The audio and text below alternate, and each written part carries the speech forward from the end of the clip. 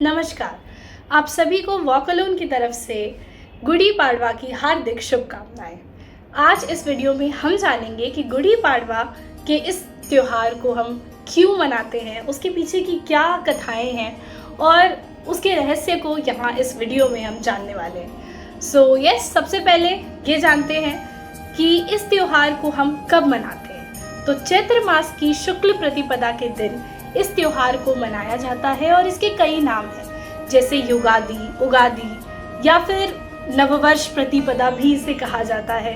मराठा नववर्ष की शुरुआत भी इसी दिन से होती है और हिंदू नववर्ष की शुरुआत भी इसी दिन से होती है। तो ये दिन अपने आप में हम सभी के लिए बहुत ज़्यादा महत्वपूर्ण है और इवन ये भी माना जाता है कि महान गणितज्ञ भास्कराचार्य ने पंचांग की रचना भी इसी दिन करी थी। तो इस दिन की अपने आप में बहुत महत्वपूर्णता है और आज हम बात करने वाले हैं इससे जुड़ी कुछ रोचक कहानियों के बारे में, जिसमें से सबसे ज़्यादा प्रसिद्ध कहानी है मराठी राजा शालिवाहन के बारे में। जी हाँ, तो मराठी राजा शालिवाहन एक बहुत तपस्वी राजा थे जो देवी में बहुत मानते थे, कुंडलिनी में भी बहुत मानते थे वो।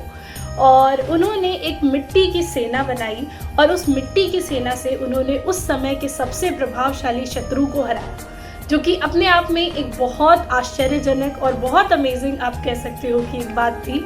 तो अपनी जीत की खुशी में उन्होंने वहाँ पे एक ध्वज को लगाया और उसके ऊपर एक उन्होंने विचित्र आकार का, आप कह सकते हो एक अलग आकार का घड़ा उस पे लगाया। तो यहाँ से हमारी गुड़ी पाड़वा की शुरुआत हुई।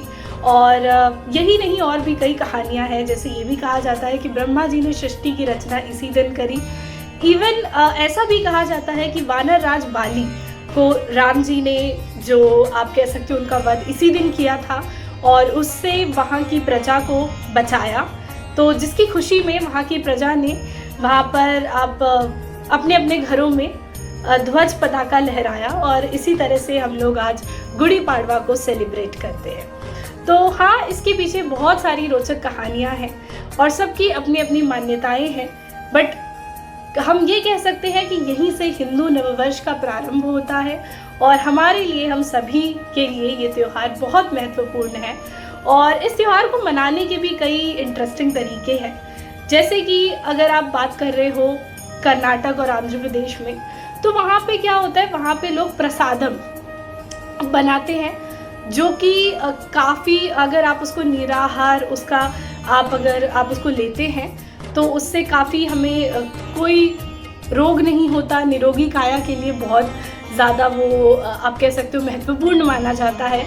और ना सिर्फ इतना, इसी तरीके से महाराष्ट्र में पूरन पोली और इस तरह की चीज़ें बनाई जाती हैं, जिसमें गुड़, आम और नीम के फूल और इन सब चीज़ों का यूज़ किया जाता है, ताकि हमारी सबकी लाइफ में एक खट्टी मीठी, आप कह सकते हैं, खुशियाँ हमेशा बनी रहें। और इतना ही नहीं, लोग अपने घरों में बंधनवार भी लगाते हैं, जो कि अच्छी फसल के परिचायक हैं। और इतना ही नहीं, समृद्धि, सुख भी लाने का आप कह सकते हो एक तरीका है।